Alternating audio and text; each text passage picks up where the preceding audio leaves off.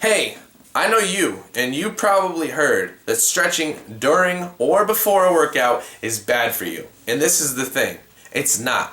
It's all about how you do it, and it's all about how you maneuver through your stretching in order to make it benefit your workout, if anything.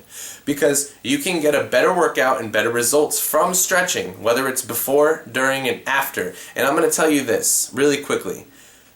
The people that are probably getting hurt from stretching before or during their workouts are probably expecting to push a lot of weight after they released and relaxed a muscle. Now, let me go into this really quick for you.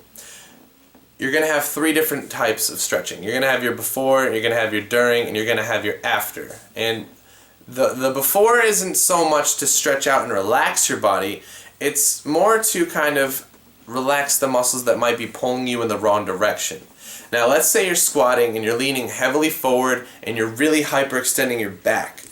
What you're going to want to do is you're going to want to relax those muscles that are pulling you in that direction. So for instance, in that situation, your lower back's kicking in and hyperextending, so you're going to want to stretch that out and make sure it's nice and neutralized. You're going to want to stretch out your quads and your hips because those are pulling you forward, and then maybe even stretch out your calves a little bit so that your ankles have a little bit more mobility so that you can get deeper in your squat without having to get to that leaning point. So that once you've done that, now you're going to want to go in and really tighten up and activate the muscles that you're going to need to use during the squat. So you want to get your hamstrings, you want to get your glutes, you want to get your mid-back. All of those muscles, you want to get those engaged so that you can hold yourself up with your mid-back, come to the bottom and hold yourself with your hamstrings, and then squeeze through the glutes to really drive you up for your squat so that you have the least amount of resistance on your joints and everything like that, and you're not doing your forward lean or your hyperextension, and you're able to function through your workout so that once you've done the stretching and then the activation, it's just time to integrate that into your workout so that you don't get hurt and so that you can kind of move through effectively with mobility. Now, on the same note, you're not going to be able to go to that same weight that you were doing before when you were leaning because your muscles are now vulnerable and you're using the correct ones. So in order to use those correct ones and not to go back to those vulnerable muscles and hurt yourself, you're going to have to lower your load and go to a weight that's going to be a little bit more acceptable so that you can actually get the best workout possible. Now, if you want to stretch during your workout, which I really recommend doing, this is how you're going to do it. Say you're doing, let's go on a different topic of workout. Say you're doing a bench press, I guess, right? And you're pushing the weight, you're coming down, you're really controlling, you're squeezing it. You got this nice pull and this nice tension pulling in your chest. Great. Now what you're going to want to do is you're going to want to stretch it out to elongate it and open it up. You're going to let some blood flow go through. You're going to open up the muscles and let it breathe, so to speak, allowing lactic acid buildup to kind of decrease. So once that decreases though, the muscle's going to be weaker and it's going to be more open and more elastic. So now you're not going to have the same amount of tension to push that heavy weight with. So you're going to want to keep the weight the same or a little bit lower than you did that set so that you can still get that muscle working.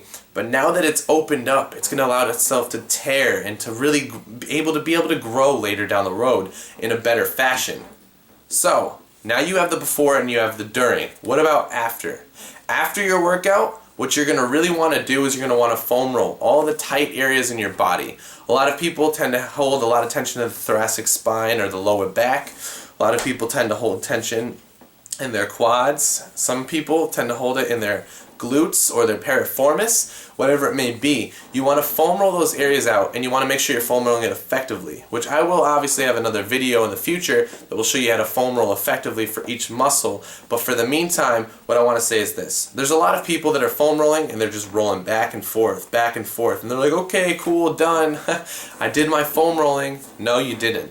What you need to do is you need to foam roll and roll over the selected muscle, right? Sorry about that little brain fart there. And once you find that tense part where it really hurts, you want to hold it there. Now, why would you want to hold it on the part that hurts the worst?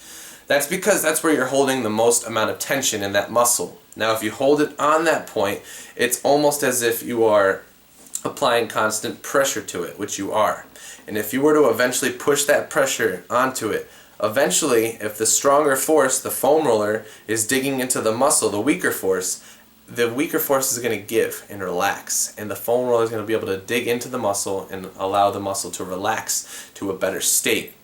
Now you're going to roll again and again, and you're going to find more tight spots. And once you've gotten rid of all of your tight spots in that muscle, then it's time to start doing static stretching, which is when you elongate the muscle by either doing, I know a lot of people, they know the hamstring stretch or the quad stretch, where you reach for the muscle or you bring the leg behind you to stretch it out. Now that you have it all open, you could do those stretches to the muscles, and it's going to open it up even more. Now, how's this going to benefit you?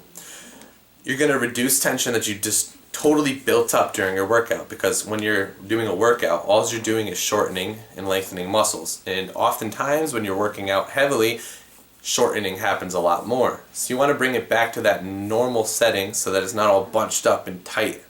So after you've stretched it, it's going to come back to its normal setting, your posture is going to get saved a little bit, and at the same time, because the muscles got opened up and relaxed, they're going to be able to grow and develop better. They're going to be able to kind of nourish themselves with whatever nutrients, because there's going to be a bigger amount of blood flow and all of that great stuff.